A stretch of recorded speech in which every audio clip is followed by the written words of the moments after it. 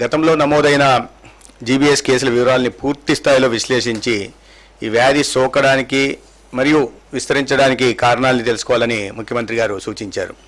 వారికి మేము చెప్పినప్పుడు గత సంవత్సరం మొత్తం రాష్ట్రంలో 301 కేసులు నమోదయ్యాయని చెప్పినప్పుడు వారి 301 కేసుల్ని ఒక్కొక్క కేసుని విడిగా విశ్లేషించి కారణాలు ఏంటి,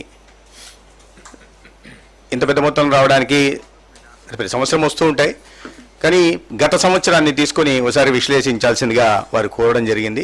మనం 2024 సంవత్సరాన్ని చూస్తే 17 ప్రభుత్వ ఈ సర్వజన ఆసుపత్రుల్లో మొత్తం 301 కేసులు 10 ఆసుపత్రుల్లో నమోదయ్యాయి. 17 ఉంటే 10 ఆసుపత్రుల్లో నమోదయ్యాయి. అత్యధికంగా గుంటూరు జీజీహెచ్లో 115, కాకినాడ జీజీహెచ్లో 45, విజయవాడలో 45, కర్నూలులో 33, విశాఖపట్నం కేజీహెచ్లో 28, నెల్లూరులో 21 నమోదయ్యాయి. 4 జీజీహెచ్లో 1 నుంచి 8 దాకా కేసులు నమోదయ్యాయి. పాడేరు, రాజమహేంద్రవరం, ఏలూరు, మచిలీపట్నం, ఒంగోలు, నంద్యాల, అనంతపురం జీజీహెచ్ పరిధిలో కేసులు నమోదు కాలేదు.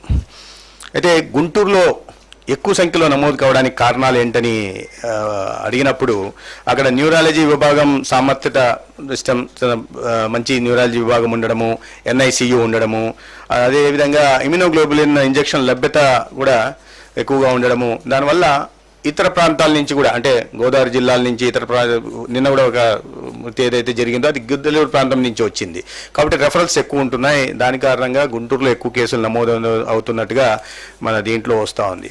అయితే ఈ ఏడాది జనవరి నుంచి మన జనవరిలో 43 జీబీఎస్ కేసులు నమోదు కాగా ప్రస్తుతం 17 మంది వివిధ ఆసుపత్రుల్లో చికిత్స పొందుతున్నారు.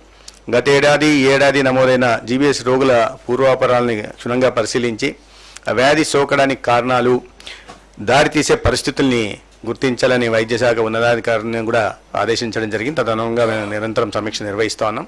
రాష్ట్రంలో జీబీఎస్ బారిన పడిన వారికి చికిత్స అందించేందుకు సరిపడా ఇమ్యునోగ్లోబులిన్ ఇంజెక్షన్లు ఉన్నాయి.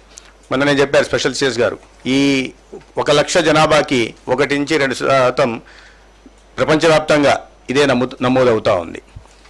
కాబట్టి దీంట్లో పెద్దగా ఆందోళన చెందాల్సిన విషయం ఏం లేదు. సంఖ్య ఎక్కువగా ఉంది. అయితే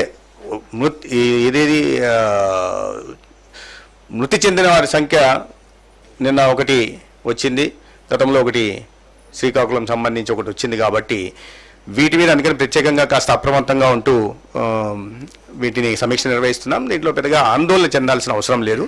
వీరికి ఏంటంటే 85% చికిత్స అవసరం లేకుండానే తగ్గిపోయే అవకాశం ఉంది. 15% మాత్రం ఇమ్యునోగ్లోబులిన్ ఇవ్వాల్సిన అవసరం ఉంటుంది. కాబట్టి దానికి సరిపడా ఇమ్యునోగ్లోబులిన్ ఇంజెక్షన్ రాష్ట్ర వ్యాప్తంగా కూడా సరఫరా చేస్తున్నాం.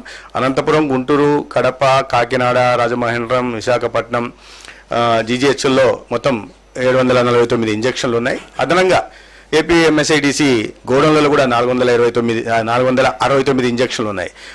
వీటిలో 420 ఇంజెక్షన్లను ఇతర జీజీహెచ్లు ఎక్కడైతే లభ్యత లేదో ఇమ్యునోగ్లోబులిన్ లభ్యత ఆ జీజీహెచ్లకు తరలిస్తున్నాం.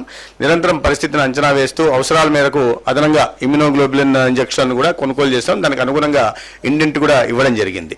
అయితే ఈ వ్యాధికి సంబంధించిన మెడికల్ సైంటిఫిక్ విషయాల్ని వారికి చెప్పడం కోసమే గుంటూరు ప్రభుత్వ మెడికల్ కళాశాల ప్రిన్సిపల్ ఉన్నారు. ఆయన ప్రముఖ న్యూరాలజిస్ట్ కూడా వారు డాక్టర్ సుందరాచారి గారు. అందుకని వారిని కూడా రమ్మన్నాం. ఈ విషయాల్ని చెప్తే ప్రజల్లోకి కూడా ఆందోళన చెందాల్సిన అవసరం లేదు. ఒకటి గుర్తించాల్సింది.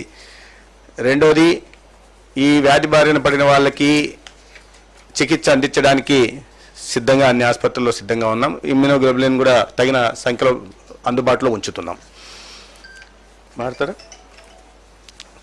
రాలేదు కాబట్టి కాస్ట్ ఒక ఇంజెక్షను కాస్ట్ 20,000 అవుతుంది. 5 గ్రామ్ ఇంజెక్షను. ఒక పేషెంట్కి రోజుకు 5 ఇంజెక్షన్లు ఇవ్వాల్సి వస్తుంది. అంటే 1,00,000 రూపాయలు అవుతుంది ఒక రోజుకి. అట్లా 5 రోజుల పాటు ఇవ్వాల్సి వస్తుంది. చాలా ఖర్చుతో కూడుకున్న చికిత్స అన్నమాట. అందుకని దీన్ని ఎన్టీఆర్ ఆరోగ్య సేవలో కూడా ఉంది, ఎన్టీఆర్ వైద్య సేవలో కూడా ఇది ఉంది. అయితే దానికైనా ప్యాకేజ్ 1,20,000 ఉంది. కాబట్టి ఎక్కువగా ప్రైవేట్ వీళ్ళు హాస్పిటల్ వాళ్ళు దీన్ని గవర్నమెంట్ వైపుకే రెఫర్ చేస్తూ ఉంటారు ఒకవేళ అక్కడ కేసులు అయినా కూడా. అందుకనే జీజీహెచ్ఎల్ మీద దీని ఒత్తిడి ఎక్కువ ఉంది ఈ కేసుల గురించి. చాలా ఖర్చుతో కూడుకున్నది. అయితే ప్రభుత్వం ఎక్కడ కూడా దీన్ని ఖర్చు గురించి ఆలోచించకుండా ప్రజలకు మెరుగైన వైద్య సేవ అందించడం కోసం, జీబీఎస్ని నియంత్రణలో ఉంచడం కోసం తగిన సంఖ్యలో ఇమ్యునోగ్లోబులిన్ ఇంజెక్షన్ అందుబాటులో ఉంచుతోంది ప్రతి జీజీహెచ్లో కూడా.